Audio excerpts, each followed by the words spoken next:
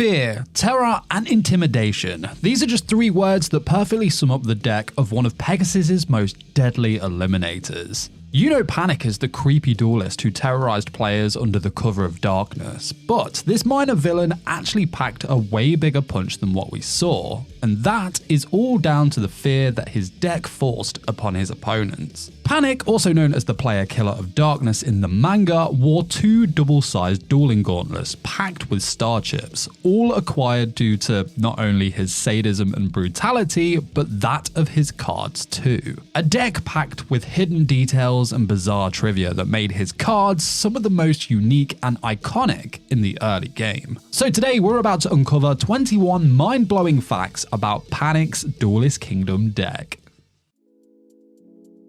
When you think of PaniK, you think of his fear tactics, that legendary moment where Yugi brought down his Castle of Dark Illusion, but some also remember the odd stats that his monsters had. Did you know that Barracks, as well as all of his other monsters, had attack and defense stats that were not divisible by 50? All of these monsters featured in his duel against Yugi, but interestingly, there were two other monsters not owned by PaniK whose stats followed this same pattern. They were Sword Arm of Dragon, used by Rex Raptor, and number S39 Utopia Prime, used by Yuma Tsukumo. When Barracks was summoned in the anime and manga, it was a normal monster. However, when it debuted in the OCG and TCG, it was printed as a fusion monster. Now, there is no clear reason as to why, but the most plausible theory was that it was printed this way to promote the use of the fusion mechanic in the game, just like Joey's Flame Swordsman. Monster attack names are always fun to check out. Now, in the original anime, Barracks' attack was called Dark Absolute, and in the dub it was changed to Dark Grasp of Fury. Which one do you prefer? We touched on the weird attack stats of PaniK's monsters already, but let's look at Dark Chimeras. In the anime, it had 1,610 attack and 1,460 defense, but in the manga and the Yu-Gi-Oh! Video game The Sacred Cards, it had 2,100 attack and 1,600 defense. Did you know that the monster Dark Chimera itself appears in the card artwork of the anime-only trap card Amazonas Substitution? It's kind of just chilling there in the back for atmosphere, I guess. Dark Chimera was printed in the OCG in 2000's Volume 7 set as a common card, but it has never been released in the TCG. It remains one of those classic Duelist Kingdom cards that is anime only for us in the West, just like other cards such as Yugi's Horned Imp, Pegasus's Prophecy Trap card, Bandit Keith's Pillager, and so many more. Maybe we'll get these classics someday. I can hope. We can hope. As a kid, and even now, I think the King of Yamimakai has one of the most badass names in the game, but let's amp up just how cool a name it is, shall we? Because when you translate its name, it gets even better. So let's break it down. In Japanese, Yami means dark or darkness, Ma means demon, and Kai means world. So when you put all that together, its name translates as King of Dark Demon World. Now that is so much more badass, right? The monster King of Yamimakai appears in the card artworks of the spell card Dark Contract with the Yamimakai, and I've got to say, how freaking cool is that artwork, by the way? It also appears in the trap card DDD Headhunt, another card with amazing artwork. I mean, if artwork had aura, this is it, right?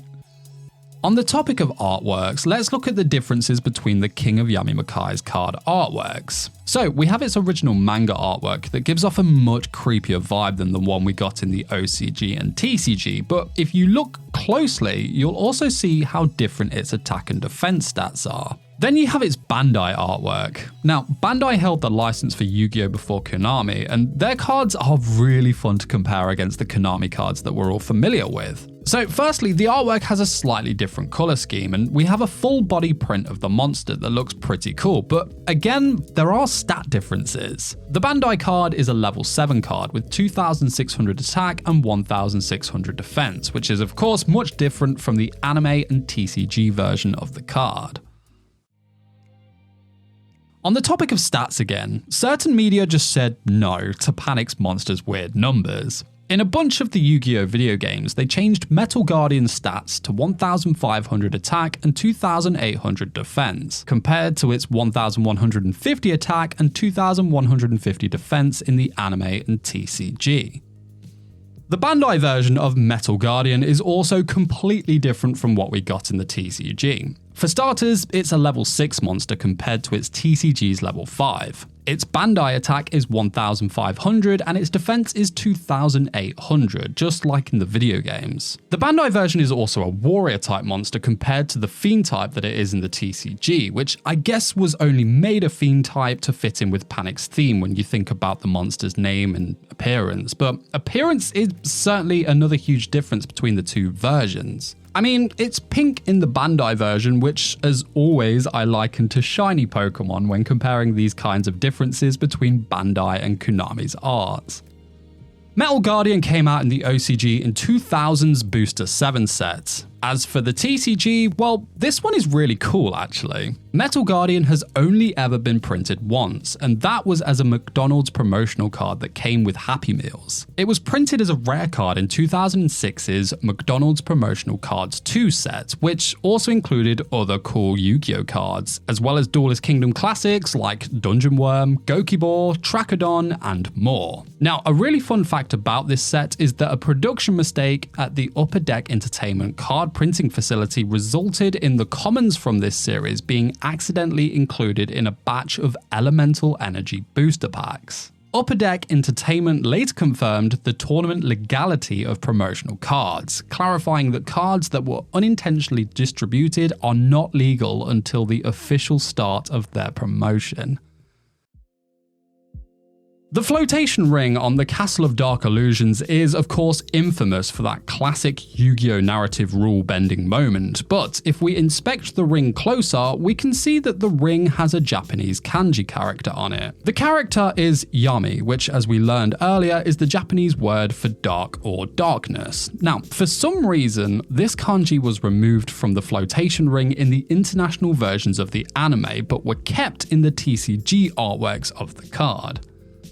We may have a reason for PaniK's monsters having unusual attack and defense stats. So, in the manga, all of PaniK's monsters have what we'd consider as normal stats. For example, in the manga, Castle of Dark Illusions has 1,200 attack and 2,500 defense. Now, the reason PaniK's monsters have strange attack and defense values is because the original anime designers chose these specific numbers to make them round to a neat, rounder value after applying the anime's 30% field power bonus. Castle of Dark Illusions has 920 attack and 1,930 defense, which became 1,196 attack and 2,509 defense after the bonus was applied. This, of course, wasn't exactly neat, but when rounded, these stats are near close enough to what the card's manga stats were.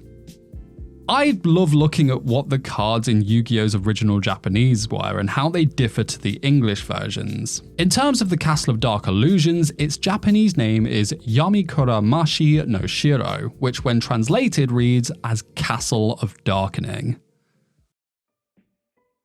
We've learned a lot about the weird stats PaniK's monsters have, but when it comes to the Reaper of the cards, it perhaps goes deeper than that. Now, the individual digits in Reaper of the Card's bizarre stats can be read in Japanese as Himitsu Yama Ikusare, meaning you are going to the secret mountain. This is a reference to the acts of Shinigami, which are gods of death in Japanese folklore. Also, in my research, I came across a really interesting or bizarre take on the Reaper's stats. They suggest that its attack of 1,380 is said to be based on the bubonic plague and when it was at its peak. Now, although there were no large-scale bubonic plague outbreaks in 1380, localized outbreaks maintained the deadly impact of the Black Death, which had first swept over Europe in the mid-14th century. Then there was its defense stats of 1,930, which was supposedly based on when Nazi Germany was in power. Now, in 1930, Nazi Germany did not exist as a state. However, the Nazi party led by Hitler made a breakthrough in the September 1930 German federal election. The monster Reaper of the Cards appears in the card artwork of the anime-only trap card Double Tribute. The actual card itself appears in some of the artworks of Card of Demise.